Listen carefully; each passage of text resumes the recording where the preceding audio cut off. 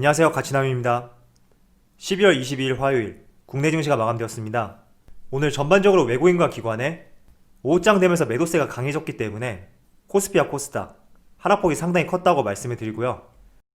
살펴보면 코스피 같은 경우에는 약 1.6%의 하락이 나왔고 코스닥 같은 경우에는 무려 2.6%의 강한 하락이 나왔습니다. 그리고 삼성전자 같은 경우에도 약 1%의 하락세가 나왔고 SK하이닉스 같은 경우에는 무려 3%의 강한 하락이 나왔습니다. 지금 이 시점이죠. 그래서 오늘 전반적으로 1시 이후부터 외국인과 기관의 순매도세가 강해졌기 때문에 개별 종목뿐만 아니라 지수의 하락까지 이어졌다고 말씀을 드리도록 하겠습니다. 자, 오늘 증시가 이렇게 좋지 못했던 반면에 그래도 좋았던 종목들이 있단 말이에요.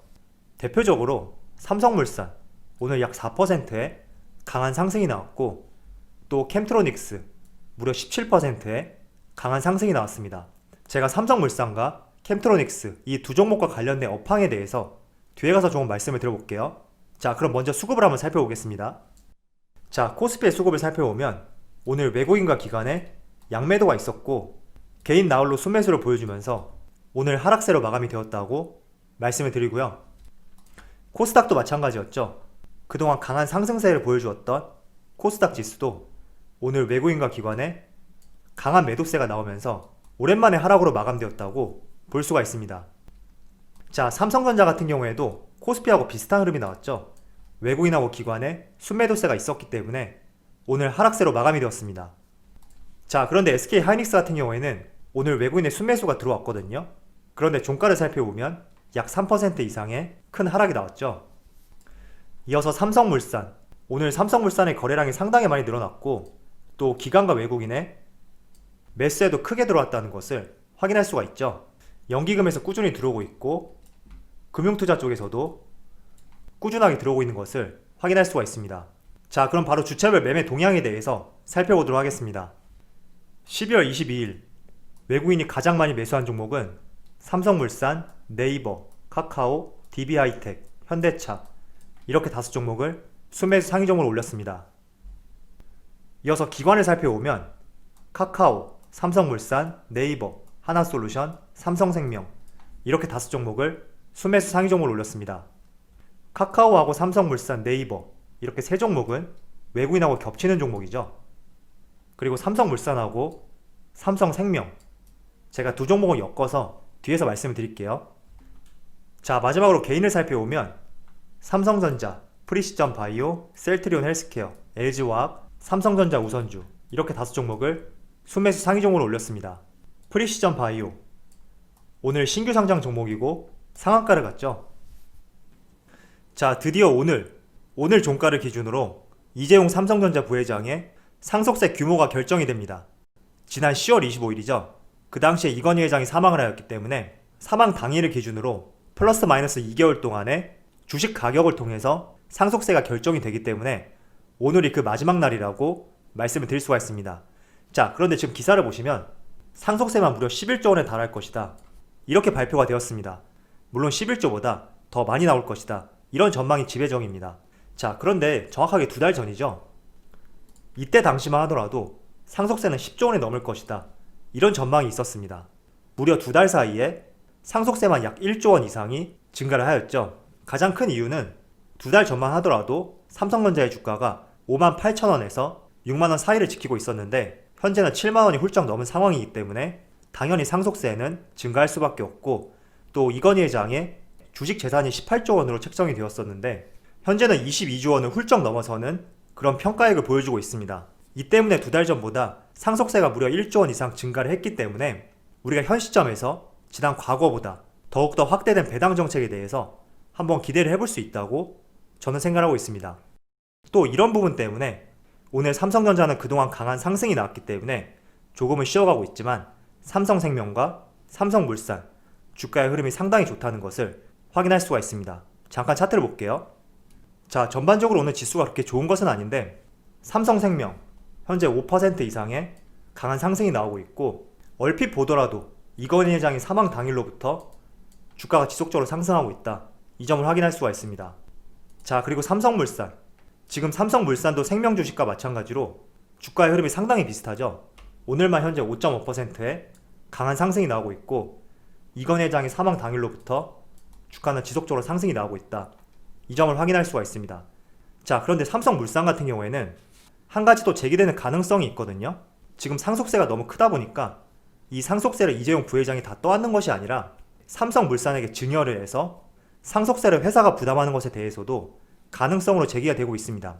때문에 이런 여러 가능성적인 측면에서 봤을 때 가장 수혜를 볼 수 있는 종목이 삼성전자, 삼성생명, 삼성물산이라면 그 중에서도 삼성물산과 관련해서는 가장 긍정적인 소식들이 많은 종목이지 않나, 저는 이렇게 생각하고 있습니다. 때문에 제가 2달 전에 여러분들에게 말씀드렸던 상속세 약 10조 원, 이 내용하고 오늘 상속세가 결정되는 마지막 거래일을 기준으로 상속세가 11조 원을 넘어섰다, 이 기사를 통해서 우리가 상속세가 크게 증가했다는 것을 가늠해 볼 수 있고, 이런 부분이 주주 입장에서는 배당 정책이 더욱 확대될 수 있는 하나의 내용이 될 수 있으니까 다음 달 초죠, 삼성전자 주주분이라면 이 배당 정책에 대해서 조금 기대를 해봐도 되지 않을까, 저는 이렇게 생각하고 있습니다. 아마도 정확한 상속세액 같은 경우에는 장이 종료되고 오늘 저녁이나 내일쯤 나오지 않을까, 이렇게 생각이 되는데, 한번 주주분들이라면 이런 내용에 대해서도 계속 체크를 해보는 것도 좋을 것 같습니다. 자, 사실 오늘 증시 같은 경우에 오후장이 될수록 낙폭이 커지면서 비교적 좋지 못했던 하루라고 생각을 하고 있습니다. 어제 유럽 증시 큰 폭의 낙폭이 나왔습니다. 독일 닥스 지수하고 프랑스 대부분의 유럽 증시들이 3% 이상의 강한 하락세가 나왔는데, 그 이유 중에 하나는 다들 아시겠지만 영국에서 변종 코로나 바이러스가 확산이 되고 있고, 이 때문에 프랑스와 독일 그리고 캐나다, 호주 다양한 국가들이 영국발 비행기를 모두 통제하고 있다는 소식 때문에 유럽 증시를 필두로 해서 굉장히 좋지 못한 흐름이 나왔다고 볼 수가 있습니다. 자, 그 때문에 어제 미국 증시도 큰 폭의 하락으로 출발을 하였습니다. 자, 지금 보시는 차트는 나스닥 차트인데 12월 21일 이때를 기준으로 우측만 보세요.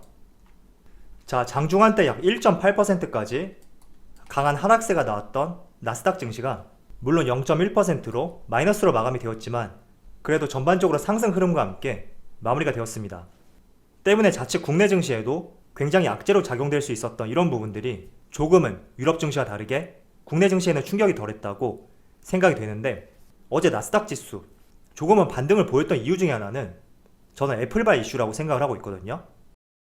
자, 로이터 통신에 따르면 2024년을 목표로 해서 애플이 전기차를 설계 중이다, 이런 보도자료를 발표를 하였습니다. 자, 사실 애플이 전기차를 만든다는 내용은 처음 나온 내용은 아닙니다. 2014년도부터 프로젝트를 진행했었지만 기대에 못 미치는 성과와 함께 조금은 세상에서 잊혀졌다고 이렇게 볼 수가 있었습니다. 그런데 우려했던 것과 달리 2024년을 목표로 전기차 개발을 추진 중이고, 또 테슬라처럼 배터리 가격을 낮춰서 보급형 자동차 모델로 출시를 하겠다, 이런 발표가 있었습니다. 자, 그래서 어제 테슬라 같은 경우에는 약 6% 이상의 강한 하락이 있었던 반면에 애플 같은 경우에는 상승으로 반전 마감했다고 저는 생각하고 있습니다. 물론 테슬라 같은 경우에는 S&P 500 편입이라는 이런 재료가 소멸된 측면도 있기 때문에 조금 더 하락세가 강했다고 저는 생각하고 있습니다. 자, 그런데 저는 여러분들 여기서 주목할 점은 우리는 국내 주식을 한단 말이죠. 그래서 애플 같은 경우에는 정말로 이렇게 전기차를 생산하게 된다면 자율주행이 탑재가 될 거예요. 앞서 보여드렸던 기사에 따르면 2024년을 목표로 전기차를 만들기로 하였다, 이런 내용이 있었죠. 그런데 지금 보시면 2025년부터 자율주행차를 직접 생산하겠다, 이런 내용도 함께 발표가 되었습니다. 어떻게 본다면 테슬라 입장에서는 굉장히 신경 쓰이는 내용이죠. 그런데 애플 측에서 이런 내용을 발표했기 때문에 우리가 국내 주식과 연관지어 생각해 본다면 자율주행 관련주, 언제나 우리가 꾸준히 관심을 갖고 관심 종목으로 넣어볼 수 있는 섹터로 분류해야 된다, 저는 이런 생각을 하고 있습니다. 제가 자율주행 같은 경우에는 항상 말씀을 드렸어요. 내년에도 ICT 산업이 화랑이 예상됨에 따라서 자율주행 우리가 관심을 가져야 된다고 말씀을 드렸습니다. 그래서 제가 여러분들에게 자율주행과 관련해서 몇 종목을 말씀을 드릴게요. 지금 매수하라는 의견이 아니라 올해, 내년 꾸준히 관심을 가져볼 수 있는 종목 중에 하나이기 때문에 각 개별 종목을 토대로 어떤 사업을 영위하고 있는지, 그리고 어떤 기업들과 협력 관계를 맺고 있는지, 또한 지금 위치는 어느 정도 올라와 있는지, 이런 다양한 측면들을 고려해보면서 올해뿐만 아니라 내년, 그 이상까지 한번 관심을 가져볼 수 있는 업종이라고 생각하고 있습니다. 대표적으로 유니캐스트, 캠트로닉스, 만도, 노바텍, 텔레칩스, 칩셋미디어, 그 외에도 상당한 종목들이 많습니다.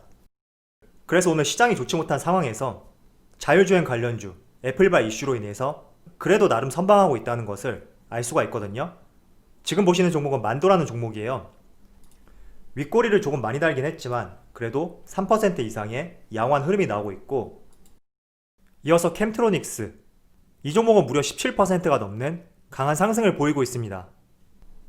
또 칩셋 미디어, 해당 종목도 현재 약 5%의 강한 상승세를 보이고 있습니다.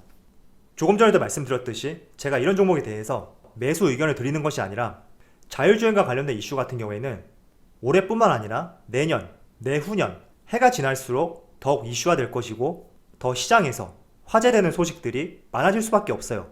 그렇기 때문에 자율주행과 관련된 종목들은 우리가 매수를 하지 않더라도 항상 관심 종목에 담아야 되고, 좋은 시점에 왔을 때는 그때는 매수 기회로 생각해보는 것이 좋은 섹터라고 말씀을 드리고 싶습니다. 그래서 애플의 자율주행을 탑재한 전기차 생산, 정말 어디까지 기술력을 갖추고 있는지는 아직까지 알 수 없지만 그래도 전 세계에서 가장 큰 기업인 애플에서 이렇게 발표했다는 것은 조금은 기대가 될 수 있는 하나의 내용이라고 저는 생각하고 있습니다. 자, 마지막으로 유상증자와 관련해서 간략하게 말씀을 드릴게요. 어제 장 종료 이후에 하나솔루션에서 약 1.2조 원에 달하는 유상증자 발표 공시가 있었습니다. 자, 그런데 투자와 관련된 유상증자는 우리가 조금 생각을 달리할 필요가 있습니다. 최근에 투자와 관련된 유상증자를 단행한 기업들, 한번 주가의 흐름을 볼게요. 가장 첫 번째로 LNF 같은 경우에는 6월 17일 장 마감 후에 유상증자 발표를 했었고 6월 18일부터 유상증자와 관련된 내용이 주가에 반영이 되었습니다. 차트를 조금 앞으로 당겨보면 이때거든요. 이때 시가는 약 마이너스 4%로 시작을 했었고 저가는 마이너스 7.6%까지 강한 하락세가 나왔지만 그 다음날부터 주가는 지속적인 상승세를 보여주었습니다. 자, 그리고 두산 퓨얼셀 같은 경우에도 이날이죠. 9월 4일 금요일 이후에 유상증자 발표를 했었고 이러한 내용이 주말에 넘겨서 9월 7일 월요일부터 반영이 되었습니다. 그런데 시가는 개파락으로 출발했지만 그날 장중 상한가까지 큰 상승을 보여주었습니다. 그리고 최근에 투자와 관련해서 유상증자를 단행했던 2차전지 기업이 있죠. 바로 포스코 케미칼. 자, 포스코 케미칼 같은 경우에는 11월 6일 이때 장 마감 후에 유상증자 발표를 했었고 주말을 넘겨서 11월 9일 월요일부터 본격적으로 시장에 반영이 되었습니다. 자, 그런데 주가를 보시면 한 2주 정도 비교적 약세를 유지를 했었지만 그 이후부터는 아주 양호한 흐름이 나오고 있다는 것을 확인할 수가 있죠. 자, 그래서 지금 보시는 하나솔루션 같은 경우에도 오늘 개파락으로 출발했지만 그래도 상승 흐름으로 이어지고 있거든요. 그래서 저는 여러분들이 투자와 관련된 유상증자 같은 경우에는 단기적인 하락은 나올 수 있지만 조금은 우리가 바라보는 시각을 달리할 필요가 있다고 저는 생각하고 있습니다. 그래서 지금 하나솔루션 같은 경우에도 오늘 개파락으로 출발했던 부분이 상승 흐름으로 연결이 되고 있고, 물론 현재 가격만 본다면 마이너스권이지만 그래도 시초가 대비 낙폭을 많이 만회했다는 것을 확인할 수가 있습니다. 그래서 항상 여러분들이 유상증자는 악재이다, 이런 공식적인 사고보다는 투자를 위한 유상증자라는 것은 단기적인 악재로 끝날 가능성이 있기 때문에 오히려 이런 기간을 활용해보는 것도 하나의 좋은 투자 포인트가 될 수 있다고 말씀을 드리겠습니다. 자, 오늘 전반적으로 유럽발 코로나 이슈 때문에 시장이 참 좋지 못했던 것 같아요. 그래도 추세를 봤을 때는 아직까지 우상향 흐름을 보여주고 있으니까 우리가 다시 좋아질 수 있는 그 시점을 기대해보면서 언제나 화이팅 하셨으면 좋겠습니다. 그럼 오늘 영상에서 마치도록 하고요. 언제나 여러분들의 성공 투자를 기원하도록 하겠습니다. 감사합니다.